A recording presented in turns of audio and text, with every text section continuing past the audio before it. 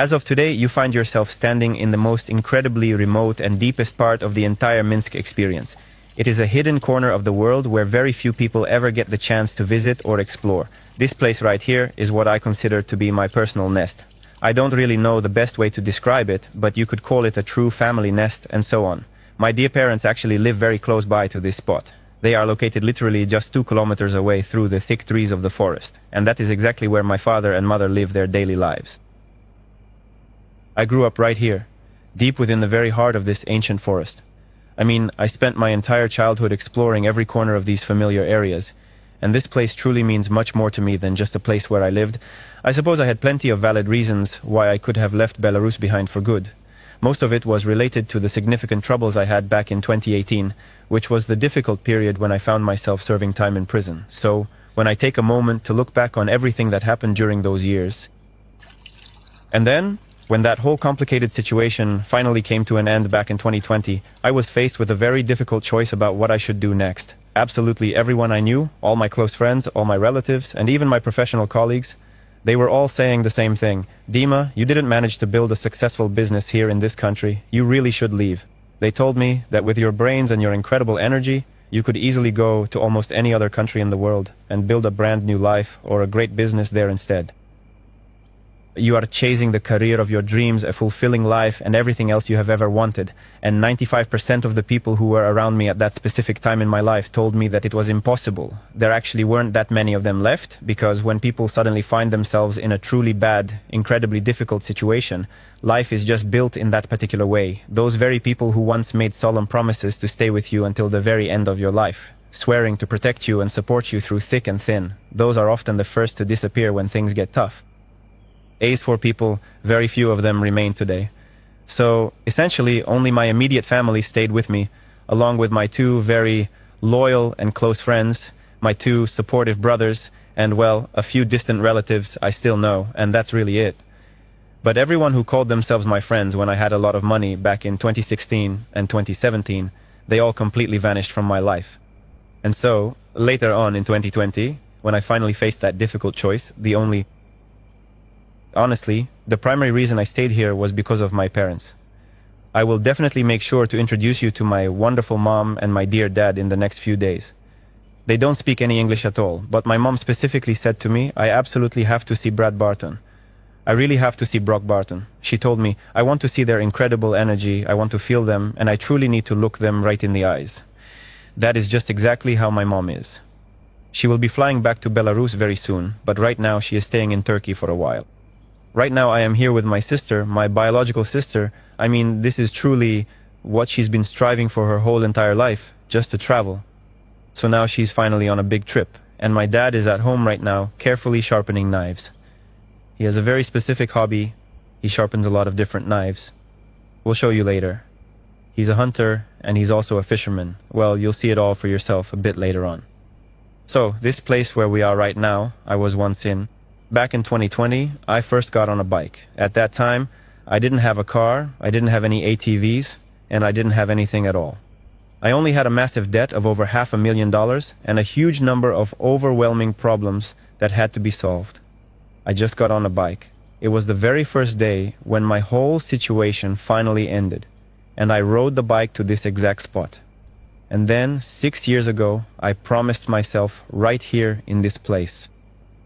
I decided that I would build myself a house, and this house, I approached it, of course, from a very serious business perspective, thinking that by building this ambitious madness, yes, I can certainly call it madness, I wanted to eventually break even, to make it pay off in the long run. Well, I mean, I simply had to find a way to get the initial investment money back somehow.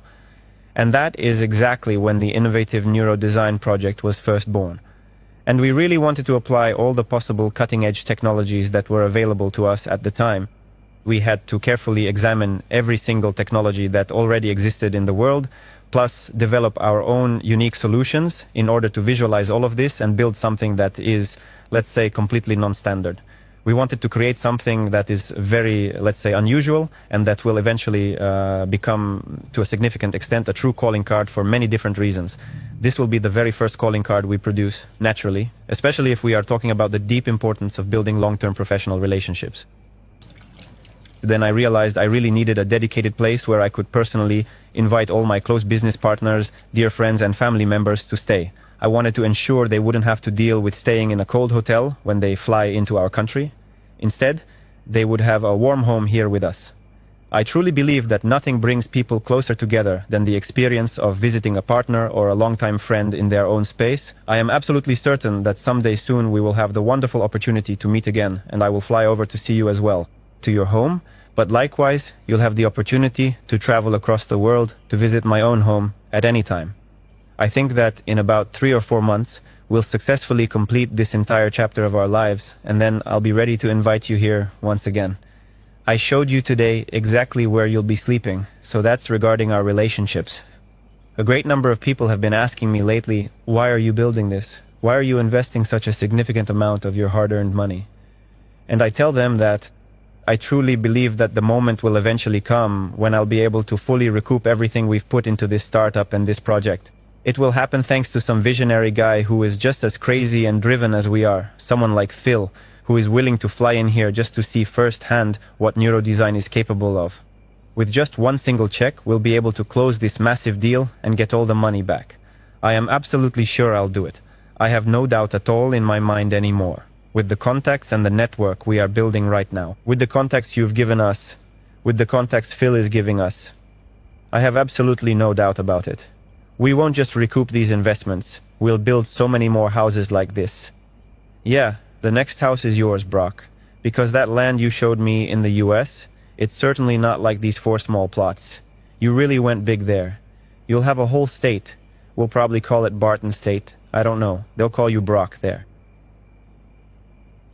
So, the second reason why I decided to build this place is actually a strategic business reason. It serves as the ultimate calling card and a physical showcase for neurodesign. And then, the third reason is that I see this as a place where I eventually want to build a stable family life. I mean, I am still not married at the moment. I am currently divorced, so I have a young son with whom I have, well, a bit of a complicated and challenging relationship right now, mostly because he is growing up so fast and he is going through a lot of changes. He's 9 years old now, and sons, when they're up to 10 or 11, they're very much their mama's boys. They're naturally closer to their mom and all that. I think the time will come, at 10 or 11, when he'll start becoming a daddy's boy, and I'll be bringing him out here to this wonderful place. And this is a special place that will allow me to build a much stronger relationship with him. I really love all the heavy machinery and mechanical equipment you see, like the buggies, ATVs, and everything else, and thanks to this, I'll build a much stronger relationship with him, like going deep into the woods. I've prepared a whole challenging track in the woods, you'll see it, yeah, so I had to arrange a lot of things with all the people involved. There are steep hills, and there's even a swamp. We're going to get completely dirty from head to toe, I promise you, during this upcoming weekend. Everything will be absolutely filthy. It's like, you were at the sauna just yesterday, and all that negative energy finally left you. When you get completely covered in mud there, it's an unforgettable feeling. Go ahead and get yourself completely dirty, right up to your ears. That is exactly when the second wave of negative energy will finally leave you. I mean, it is something that is also very, very relaxing. And what I really want to say, Brad and Brock, is that you are the people who truly transformed the entire life and future of our company. Not just mine personally, but all of us here, every single person you see, and everyone you will yet see. I mean, you are going to see many more people. There are actually about 300 of us working here in Belarus. I invited you here today specifically because I wanted to show you absolutely everyone involved, but I have to say, this past year was an incredibly tough, challenging, and demanding time for all of us. It was very difficult, to put it quite simply, and it is truly thanks to you that you helped us get out of such a difficult and trying situation. And it all started exactly not with Phil, it all truly and fundamentally started with you, because at one very critical point you were the one person who truly and deeply believed in me. I honestly don't understand, Brad, how you managed to believe in me, to be perfectly fair with you, because you are the kind of person who always questions and doubts everything you see, and I mean that in a good way. Maybe you just felt deep down that you could really do business with me. Maybe Grisha played a significant role in making that happen. Tolya also helped quite a bit when we all finally got on a call together to discuss things. And from the very moment you said, Dimma, I am ready to do this, everything changed for us. Having you join us on board, just as you said, I truly felt that, well, you are probably the exact person who will open those massive and significant gates of opportunity to the United States for us, who will connect us with an incredibly vast and diverse network of people who will be so useful to us and with whom we will be working closely together from that memorable December when we first met in 2025 all the way until the very end. Simply put, what I really mean to say is that our partnership is vital and enduring. In my ideal, let's say, vision of the future, I imagine that Brad already, or rather, not Brad, but Brock will already have gray hair. He'll have aged quite a bit by then. Brad will be quite old himself, and you'll fly across the world to visit me for the 30th or maybe even the 138th time. We'll be sitting together and reminiscing about this, let's say, specific podcast episode after many, many long years have passed.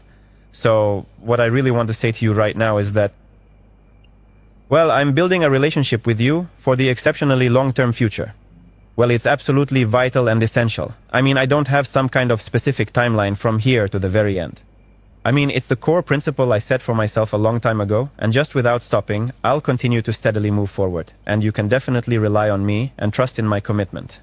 Just as you can count on my entire dedicated team and on all the wonderful people who surround me. I mean, they truly charge me up, and in turn, I charge everyone else up. And we truly live in this kind of wonderful and productive synergy together. What I really want to express to you today is that by inviting you here to visit us in Belarus, I am experiencing just an incredible and deep sense of pleasure because all those sincere promises and heartfelt words I told you back in December, which I truly hoped you would believe at the time, are now finally materializing right before our eyes. I mean, I am absolutely certain you can see for yourself now that every single thing the guys and I were telling you back then is completely and honestly true. And honestly, that is the absolute coolest pleasure and the most rewarding feeling I can possibly get from the work I do every single day. It starts when you first tell people things that they simply can't bring themselves to believe at first, because it sounds like something completely unreal or impossible. But then later on, when every detail is finally confirmed, it is incredible seeing those very emotions of the people who go, man, it is actually true. And the best part is that it really is true. It is right there in front of them. Mackerel, and it's true. It's one of those deeply important feelings that really charges me up from the inside. I love proving to people that everything they once thought was impossible is actually completely possible. You just need to have that burning desire within you, a commitment not to give up no matter what, and the drive to keep moving full speed ahead. Therefore, we want to say welcome to our home and welcome to our beautiful country. You are the very people who make this journey worthwhile, and we are so glad you are here with us today. Let's just say you have effectively opened this wide door for thousands of people who will follow in your footsteps. Actually, who will follow us. That is probably a more accurate way to put it, because it is not just you, but all of us together, right? And I really want to thank you for going full steam ahead with us on this entire journey. Yeah, that is exactly it. Brock, yes, I am here. And now, because of all that, I want you to take a moment to... Please ask me, I want you to share your feelings. I want you to talk about what you've seen. So, today is day 2, and we have so much more ahead of us. I mean, we still have 5 more companies to visit and 3 different offices ahead. We have the excitement of drift racing waiting for us. We have the beauty of hot air balloons ahead. We will actually fly in a hot air balloon together. I'll take you up over Belarus. We have so much planned. We'll go to so many places. We are going to head down the winding river together very soon.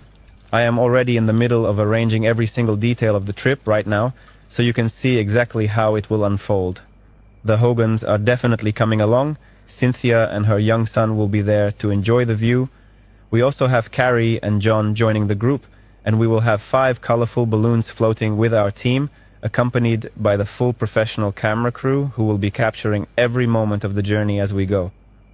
Imaha iri, so we can film this entire amazing experience. There will be 10 hot air balloons taking flight. Yeah, so believe me, it is going to be a truly unforgettable journey. It is going to be simply incredible. Well, it's been unforgettable already. I mean, man, this is crazy. I mean, the Banya yesterday and being out here, like I was telling you, I've been to many, many places back home. I've seen many, many nice homes, the richest of the rich. And I got a lot of rich friends. Yeah, bro's got a lot of wealthy friends. Yeah. And I could say I've never seen anything quite like this. Insane. This is, and it's the product of one of the companies that we're helping build. So it's awesome to see. Expensive homes that are in other places, things might be 10 times more expensive than what you see here, but they simply don't have the unique atmosphere that we have. Here, it's a very special mix of some kind of creative madness combined with the raw beauty of nature. I mean, as you probably noticed, I really focused on three main elements: the texture of stone, the warmth of wood, and the life of plants. I wanted these to be central so that initially, when I first sat down and told our architect about the vision I had in mind, who specializes in neuro design, I told him specifically that we're building a cave. Then this cave slowly started turning into a fully digital cave.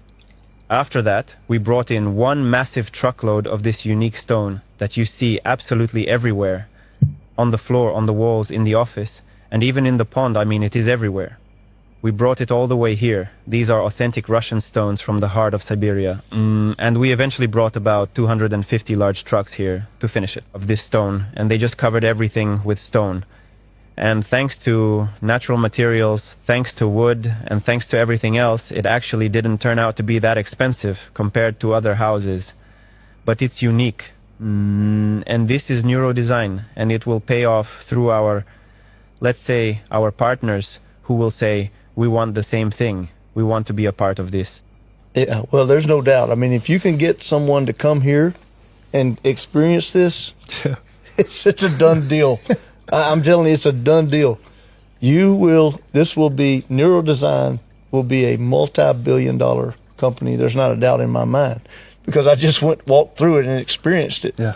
I mean, the level of, level of technology, the level of, I mean, they got Jarvis, like an Iron Man, and through the whole house. I mean, they got rooms just for, the computer chips and the software just to run the place. I mean, it's insane. yeah. But I want to go back, Dimma, to what you said earlier about, you were asking, why did I believe in you? And, I've done well in life. I've been blessed. God's blessed me tremendously with a great wife and family, and we've been able to have a lot of success. But as you know, my story is not quite like yours, but there's highs and lows, especially in the life of an entrepreneur. It's not a steady job. It's you're building something, and so I identified with that. And then when you shared your heart with us, with me and Brock that day on the Zoom, it brought me to tears. And, I tell people I'm not good at a lot of things, but there's a few things that I'm really good at. And one of those is not something that necessarily that it's of myself. I feel like it's a gift from God, and that's discernment. And I know I'm pretty good at seeing through a fake. America has a lot of fake people, and I believe in being genuine. I believe in being yourself. I believe in being honest with people, and I think people appreciate that. And I saw that in you from the very first time we got on the Zooms. And, Benny was telling me, Dimma wants to talk to you, and he was talking about investing, big investors. And I said, Benny, I don't have 50 million. I mean, I've got money, but that's another level. Okay. I don't, he goes, no. You just need to listen to him. And I said, well, I'll listen. And then you made it very clear that it wasn't about money. It was about relationship. And you wanted a relationship. You recognized real or genuine. I call it being real with me. And I recognized it with you. And you said it best. You said, I don't know what it is, but it's just like synergy between us. And I want you to be our man. And in America. And, I don't know. Like I said, I tell people all the time, there's a saying back home, I'm from the country, you can't fertilize me. Okay? I can see a fake a mile away. And I have good God-given discernment. And I knew when I was talking with you that you were real, that you were genuine, and that you wanted to help the world to be better in all of these areas, all these verticals. And you were needing some people to help you get into the U.S., to break into that market. And honestly, and I'm just, I'm the opposite of politically correct. I tell people I try to be biblically correct or whatever. I just say what I believe, okay? And even if it's to my detriment, I'll just say it because my wife says I have no filter anyway. You don't. Okay, I just say what's on my mind. It'll get you in trouble sometimes. Even in Belarus, you still have no filter. But what I was going to say is, I lost my train of thought. Now that you making smart aleck comments over here, what was I saying? You're biblically I'm not politically. correct. Oh, I'm not politically correct.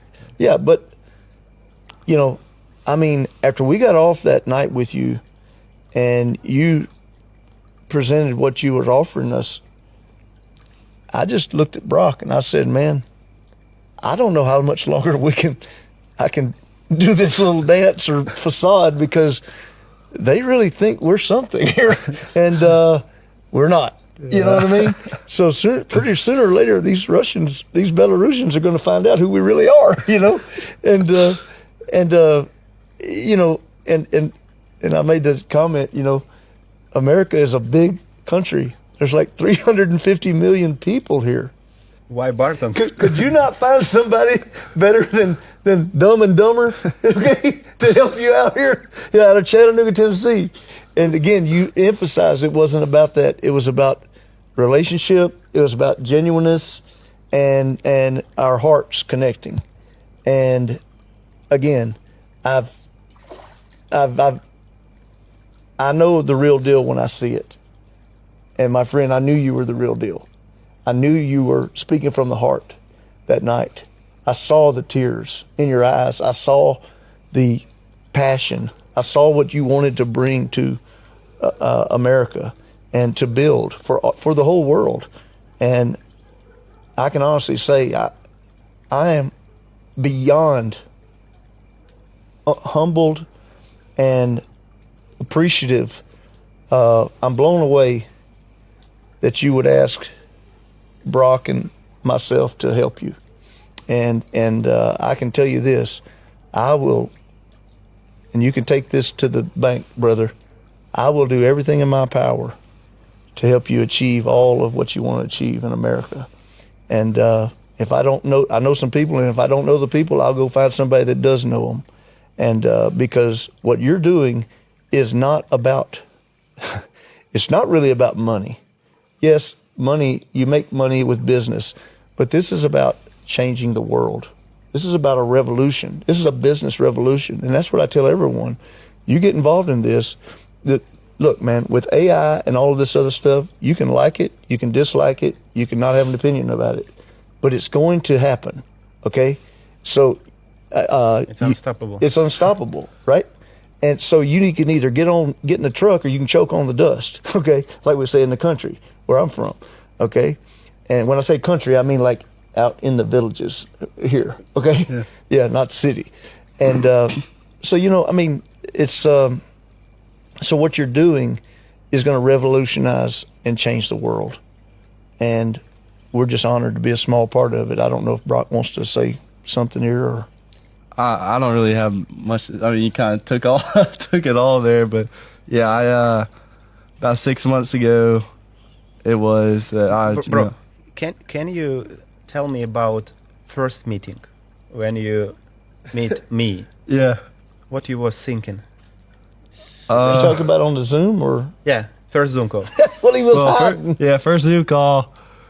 My dad had me in a chair off to the side. I was off camera, because he just wanted me to translate after the Zoom. Hey, what's it about? This is what our plan is, all that. And because I'm not much on the technology, and he is. He understands all this AI stuff. He's a smart. So I said, you sit over here and you just listen, and then when we get done, you're going to help Dad sound better. Yeah, Help he was me. like, don't let them see you, just stay over here. Well, then my dad decided to get up, and we have the camera that follows you. So Yeah, he went over to the kitchen and said something to my mom, followed her so you could see me in the chair. And that's when you told me to. You said, hey, who's that? Is that your son? Yes, it is. Yeah, I got him helping me interpret. And then immediately, it was just like, you were so warm and welcoming. You were just like, oh, I want you in on every meeting. I want you sitting right side by side with your father. You talked about you and your father's connection and relationship, and it really just inspired us, and it's been great. I mean, 6 months ago, I did not believe I'd be in Belarus right now helping thousands of people instead of sitting in college, working my life off to play basketball, So it's crazy. This is just a blessing. You mentioned earlier that you are definitely ready to help, but do you realize how much you've already given our professional daily life? Well, you understand that we originally planned out, let's say, one specific mission we had in mind, and how much we want to accomplish at that point, let's say, to attract investment into the company. Then we already planned a second mission because the first one is going along so well.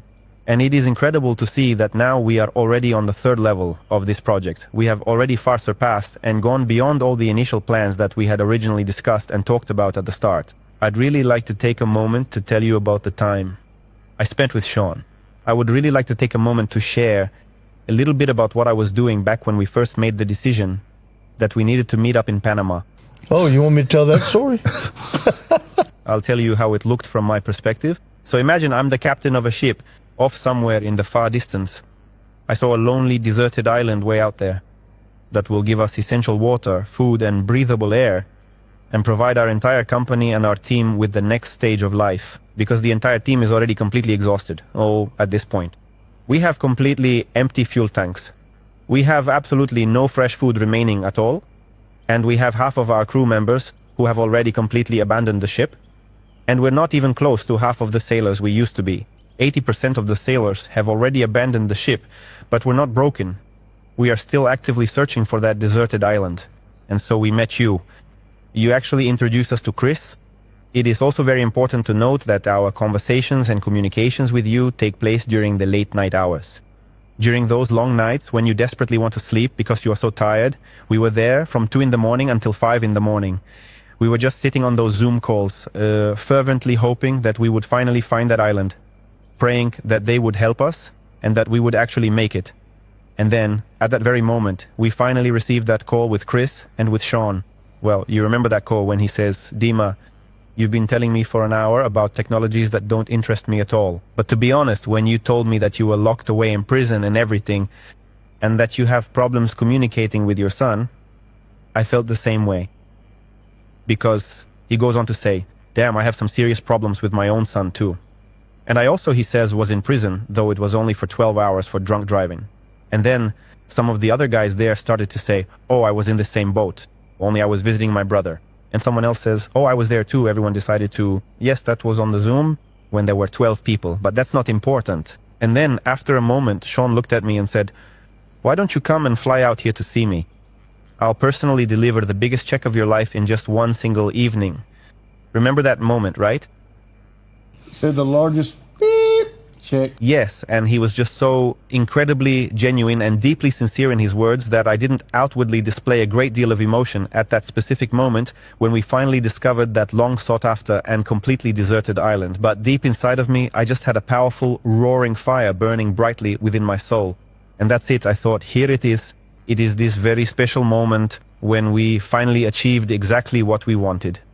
When we all agreed to meet in Panama on January 2nd, it was actually back on December 29th, I think, if I'm not mistaken about that. So I'm thinking, well, that's it, this is it.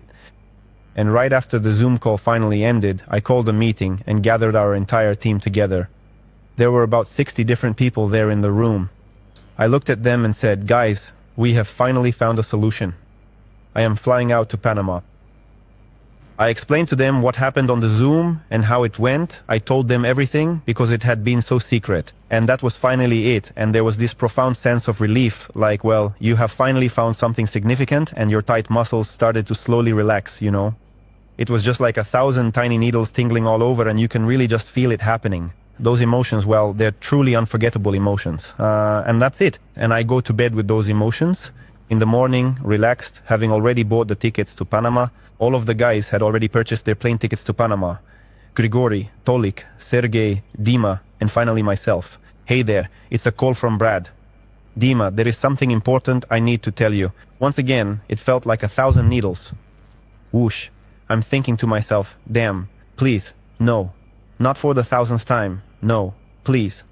And then Brad says to me, Sean has lost consciousness. He has had a brain hemorrhage, and he is now in intensive care. And we have a meeting scheduled in 3 days. And I remember so clearly how lost and overwhelmed you were at that exact moment. We had already agreed together that this was the final plan, the absolute end of everything. It was December 30th, just one day before New Year's Eve, and we were flying out in only 2 days, and then you say, this is the situation. And I truly didn't know what I was supposed to do or how to react at that difficult moment. And you, just give me 2 more minutes, 2 minutes, okay? I didn't know what I should do, and for a moment, well, for a couple of minutes, I felt completely lost. You started saying that maybe we shouldn't fly. I was actually beginning to agree with that, well, it is simply not working out. Another time, we will find some other people. In those 2 short minutes, I completely got upset over 1,000 different times. 1,000 times I tried to pull myself out of it, telling myself not to be upset. And I tried to find a solution. You're like in some kind of weightlessness.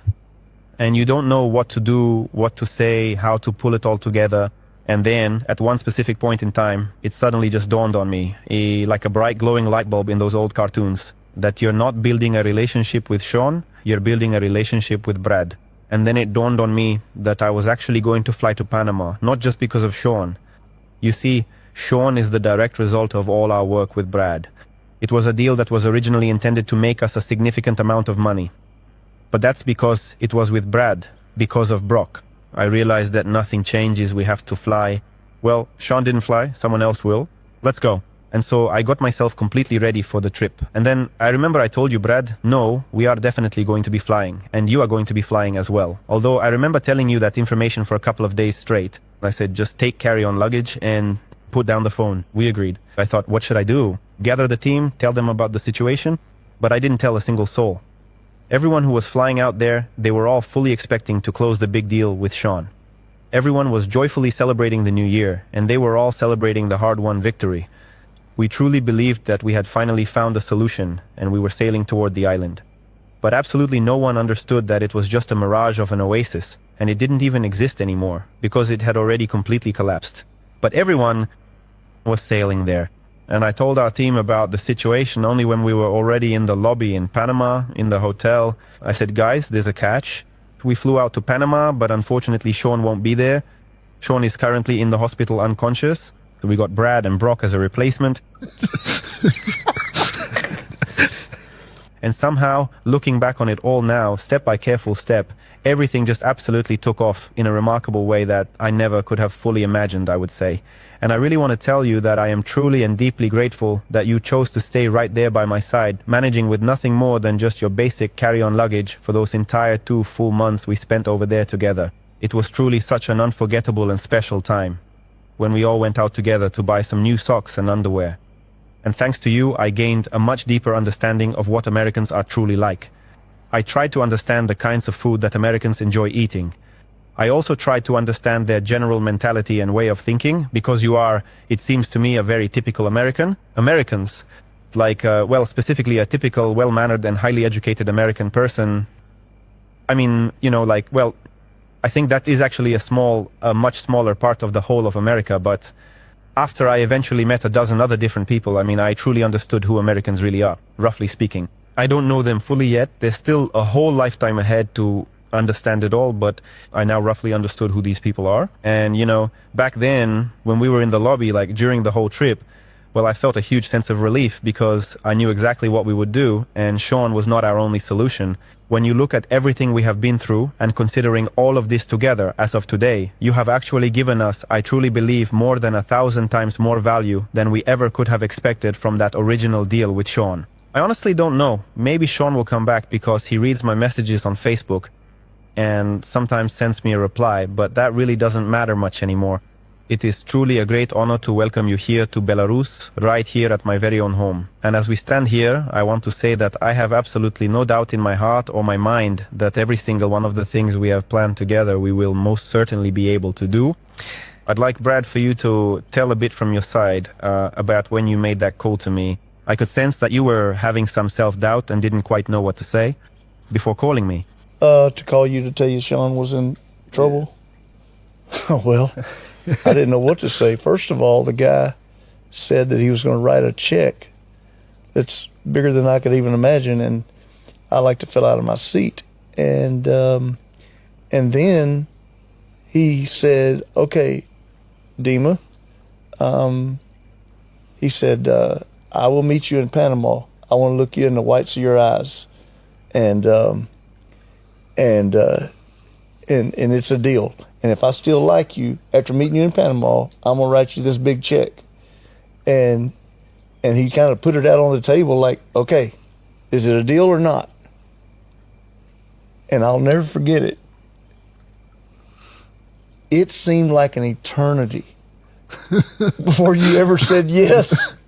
And you was just sitting there going, and I'm sitting there the whole time going, "Say yes. Say yes, please. Deal. Now." I mean, I almost texted you. Say yes. I remember this message. Like, deal or no deal, you know? Deal or no deal. said You say deal, okay? And then you said, "Okay, we'll be there." And I was like, "Phew." And so then the next night when Chris called me and said that Sean was sick and puking up blood all over the house, and they were having to life flight him to Miami or he may die. And I thought, my Lord, what is going on? I mean, this is, first of all, the guy said, "We're going to meet you in 3 days." It was less than 72 hours. Yeah. And it takes a long time to get from here to there. Okay. And, which I thought was wild. I think some of them were already at the airport. Like Sergey was already at the airport when it happened. And yeah. You had to buy the tickets immediately to get there in time. And Sergey was at the airport, and, Anatoly, maybe, I don't know, but it was just here's what really solidified it for me, because I believed, but there's one thing to believe and it's another thing to see. It builds stronger belief. And when you said, because I called you, I was in a panic, I'm not going to lie, I was pretty distraught, and I was like, "Hey man, we got to have a Zoom like in 2 minutes, like it's an emergency." And I don't even know what time it was here, but you said, "All right." It was 7 a.m. It was 7 a.m.? Okay. So then that was, so it was midnight then. yeah, because I came in, I was out with some guys. I came in, and you said, "Oh, we got an issue. We got big problems." And then when you said, "No, Brad," and I'm going to use my Russian accent, you say, "We tell the man we going to be in Panama." Panama. You say, we going to be there, we go there. We do what we say we do. We keep our word. That was a turning point for me. That really showed me that you were a man of your word and you were not going to change. And, and the thing I'd tell you is the thing I know from building teams of people, whether it was in business or in sports as a coach, no one person is more important than the team. And yes, Sean got sick. He could not come. And it's not to devalue Sean. We hope Sean will come back and be a part. But the team is so much bigger than any one of us. The team is strong. And that's it. But it was your persistence that we're going to do what we said we were going to do. Sean may come next week. Okay? And so we kind of stayed down there, and we were thinking he might come next week. And we were working, but next week passed, no Sean. And maybe the next week. And maybe the next week. And Brock was like, okay, Dad, I got us some tickets here to go home. And then you come over and said, you think you'll go home? You laughed. I'll never forget. You're not going home. We were in the boardroom. Sergey was the one who told us to get the tickets. Sergey was like, "Oh yeah, we're good." And you get an orange, and you overhear Sergey say something. You said, "What'd you say?" And you're peeling your orange over there over the trash can, going. It was in that boardroom at the Megapolis Hotel. Oh my god! And I said, Sergey, you got me in trouble. You told me to book a flight. I turned to the back book. I just closed it. No need. Yeah, we said we're not coming home. And then when you finally said, Brad, you look tired. You need to go home and see your wife and the grandbaby. And I was. And so I got home on day 32 of a 4-day trip. And but I mean, we had fun. It was fun. I mean, like I've never eaten so good in my life. Like you say, you gained a lot of weight there in Panama. We were eating out. I gained some weight too. Yeah. Yeah. I don't know what I gained. I don't want to know. I just tried to avoid it. But I mean, we were eating steak and lobster and every night, man. It was just hilarious. Gelato. Then you would have us walk like a mile, to walk it off. I gained 16 kilograms while I was in Panama. Yeah. Yeah, you were sacrificing for the team.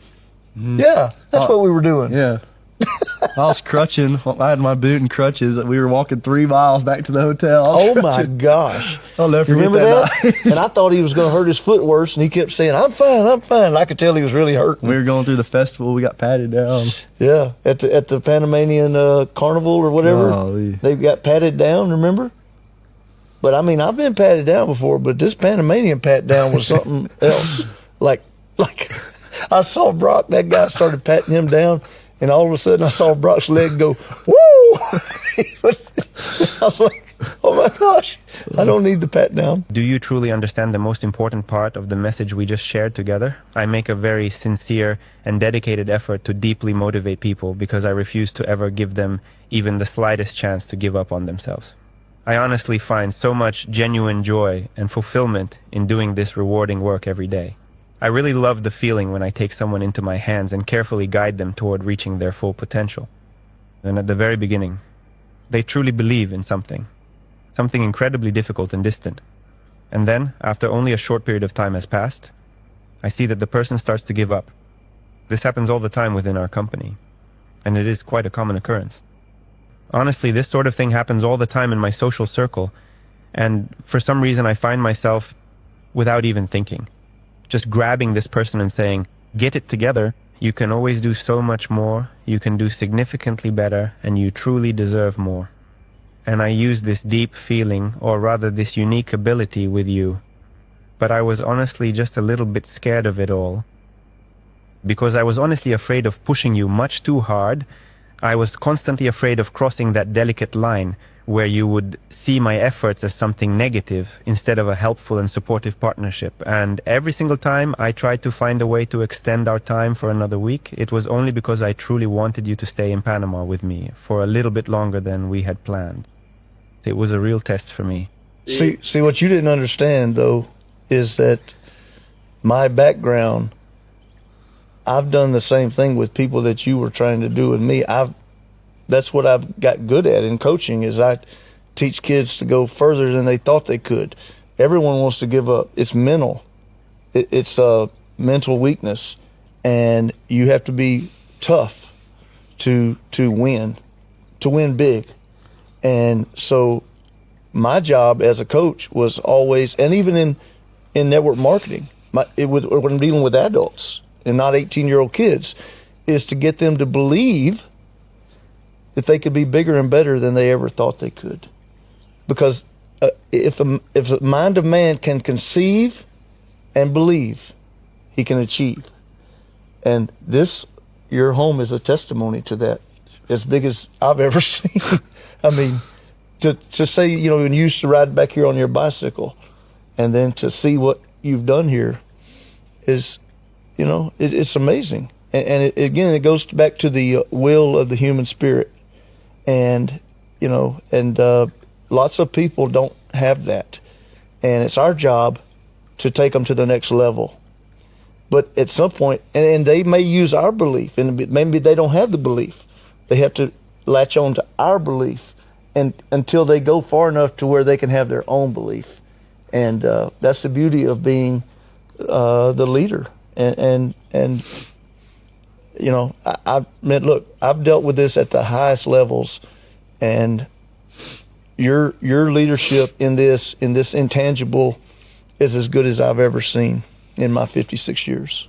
But the most significant and essential thing is that I'm like this, not because I'm alone, but because incredible people like you constantly surround me. And alone, I would never have achieved anything like this in my entire life. Every single person on the team, they all played their own unique role. And they each bring their own piece of energy to the table. Yes, unfortunately, certain individuals often appear on the team who drain this vital energy away in a way that is quite irrevocable. And now, after all the immense difficulties and the many various hardships we have faced, you know, they always say that hard times grow strong people. What we see here today is the result of exactly that proverb, a testament to the truth of that old saying, as we have successfully gone through an incredibly demanding and testing year in 2025, ultimately emerging much more resilient and stronger than we ever were before. But looking back on everything, this is probably one of the most incredibly difficult and truly unforgettable experiences I have ever had to endure, especially when you consider the sheer amount of raw nerves and overwhelming stress that I felt throughout my entire life. To be perfectly honest, I truly think that the situation wasn't nearly as difficult or as mentally taxing for me even when I was facing that very dark period of being in prison back in 2018, which says a lot about how intense this current situation actually is for me right now, simply because there was significantly less responsibility involved. And right here, when you consider the sheer amount of responsibility I've taken on, it's not just hundreds and it's not even thousands of people. We are talking about tens of thousands of different people. I just couldn't afford to, well, give up and go back. But without the support of my team, I simply wouldn't have done it. Every single person made their own contribution. And you, I truly believe, are now fully and completely a part of that very same team. I am a proud and dedicated member of what we call the Specialized Atom Team, and it is important to acknowledge, Brett, that my very existence and current capabilities are the direct and significant result of all your incredible hard work and professional dedication over the past years. If it weren't for you, I wouldn't be the kind of person I am today. I've taken so much from you, and I've learned a lot from you. I've really gained a great deal of knowledge from Phil. I've learned so much from my amazing team. Everything that I have managed to learn from Edward and Jeremy, who provided us with their help in the past and who are now also, well, deeply involved in our current work. And I am truly the collective result of a large number of dedicated people. And the dedicated people who form our team are the direct result of our joint collaborative effort over time. I am sincerely grateful that you motivate our entire team so much. Your arrival here has united our guys even more, strengthening our bonds and bringing everyone closer together. They see very clearly that we have strong and reliable partners in America, and because of this, they move forward even more confidently than before. It is, you know, just like when you step into deep water and try to take the next step, but in murky water you cannot see what is coming next. And so you must walk very carefully. Slowly you put down your first foot, then the second foot, and then the third. But when you know for sure that the bottom is solid and the ground is firm, you can run there with complete confidence. And you, regarding that uncertain and murky water that was ahead for us in the United States, you truly showed us the way. And now the entire team is very confident. We have grown a lot together in the last 4 months, or rather the last 5 months. And guys, it's all because of you. And so, it is very important to me that from now on, from this moment forward, I mean, it truly was very important to me that you came here today. Please know that our home is always your home. From this very moment forward, I want you to always remember this. Our home is now your home too. You can come to me at any single moment in your life, no matter what you are going through, or you can call me at any time of the day or night. I promise you that I will never, ever refuse to help you. Everything that is within my power, and I know I am not all-powerful, but absolutely everything in my power and everything within the collective power of our entire team is your power now. We are here to stand by you and support you through every challenge you face. Let me say this once again. This is not just a simple promise. It will be our fundamental rule. This will be the most basic and essential rule. You can truly count on us to be there for you absolutely always, no matter what. I am saying this because I can clearly see that you are going down exactly the same way as we did. You were the first to start this game. You were the first to say, Dimma, sir, yes, sir. Now, having walked this path together, you understand that everything we did was just a small beginning in our growing relationship. Yeah. Wow. I think my wife would say, I've never seen my husband at a loss for words. But I'm kind of at a loss for words right now, to be honest. I'm overwhelmed. You talked about being a part of the team, and, it takes many parts to build a team. And, like in Scripture, it talks about the body of Christ, and each is important. And it's no different than this. We're all a team, and we all have roles to play. And everyone has to be a star in their role. And, everyone has different roles. And, I'll say this. Growing up in a little village, and it was a village, I don't know if it's quite the kind of village you have here, but it was very small. Growing up in a little village in Louisiana, in the States, I would have never dreamed I'd be here. In Belarus, in former USSR, and sitting here with you and my son In front of this. in front of all this. You were saying how 2025 it was a rough year, and then, but I believe that Romans 8:28 says all things work together for the good of those who love God and are called according to His purpose. And God had a master plan that He was going to somehow put this redneck from Tennessee and hook him up with this entrepreneur in Belarus, and that came together. And I tell people all the time, I literally walk down my driveway. I've got a long driveway, and I walk down it at night, and I look up at the sky, and I just say, well, what are you doing, Lord? Why is this happening to me? This is, you couldn't make this up. If you tried to create a story, you couldn't make it up any crazier than this. And yet here we sit here in the flesh, right? We're here together, right? Okay? And whatever we can do, I know I speak for Brock as well. We are just honored and humbled to be a part of this and to serve the community, the Adam Ventures community, Adam Group. And that's what I believe leadership is. Leadership is not about being the boss. Leadership is not about lording over people. Leadership is about being a servant. And, the master teacher, the Lord Jesus Christ, said, if you want to be great, if you want to be the path to greatness is service to the masses. Serve the many. The more people you can help, the greater you become. And, you are allowing Brock and I to play a role in that. And, I believe that God has given us certain gifts and abilities and experiences to prepare us for what His ultimate plan for us to do is. And none of this surprised Him, okay? None of your problems surprised Him. It's all part of building who you are. You told me, you said, if I had to do it over again, I wouldn't change a thing. I remember you told me that. And that's hard to imagine, because what you shared with me and what you went through, and I know being a father with 3 kids and a husband, and to have that all torn away, and to be able to say, I wouldn't change anything because it's made me who I am. And that's a testament to you, my friend, that you had the willpower and the strength to overcome.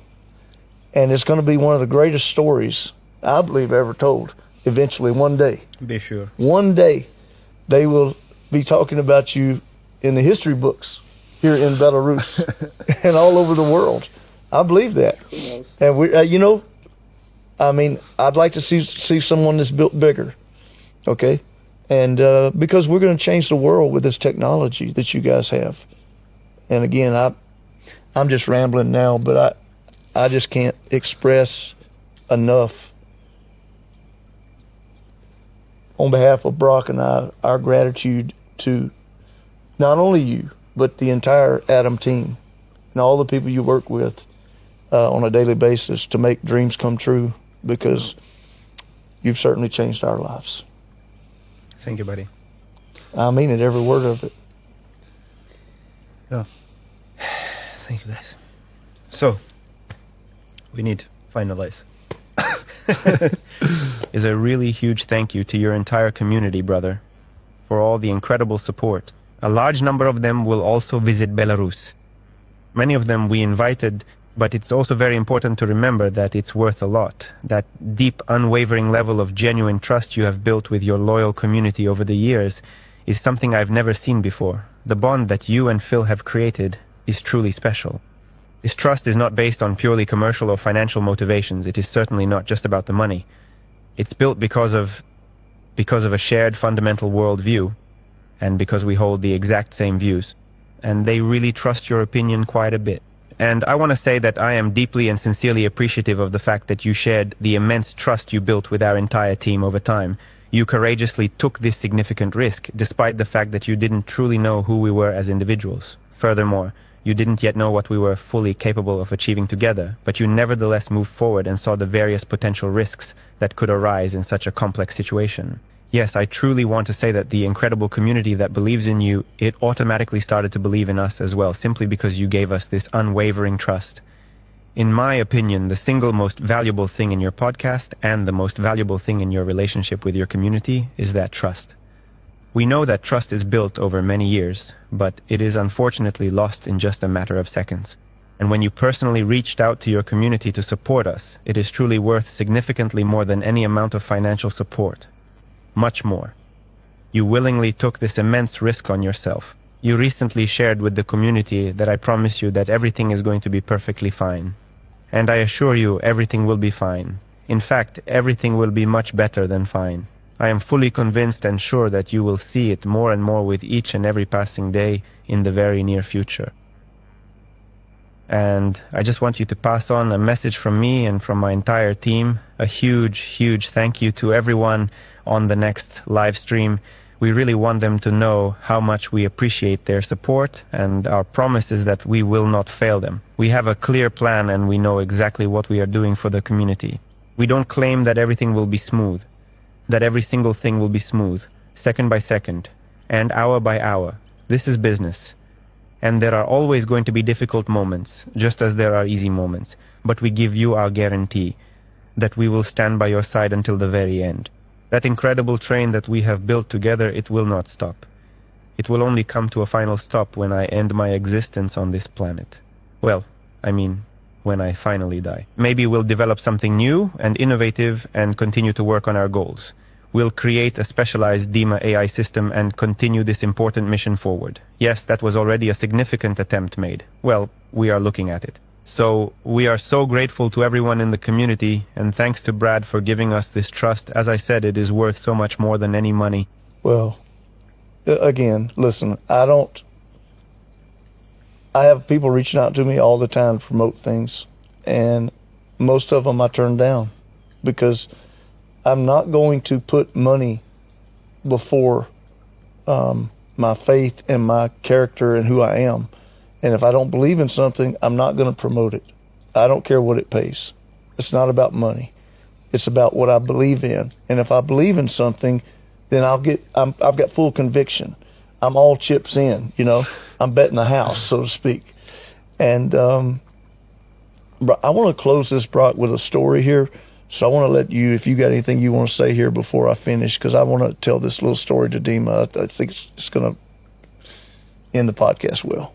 Yeah, I guess I'll just say before that, because I didn't say much, but I mean, this has truly been a blessing. I mean, this has totally changed my life and my family's life. And just to be sitting here in front of your new house, you know, product of the company, and I'm glad, you know, we could help with that.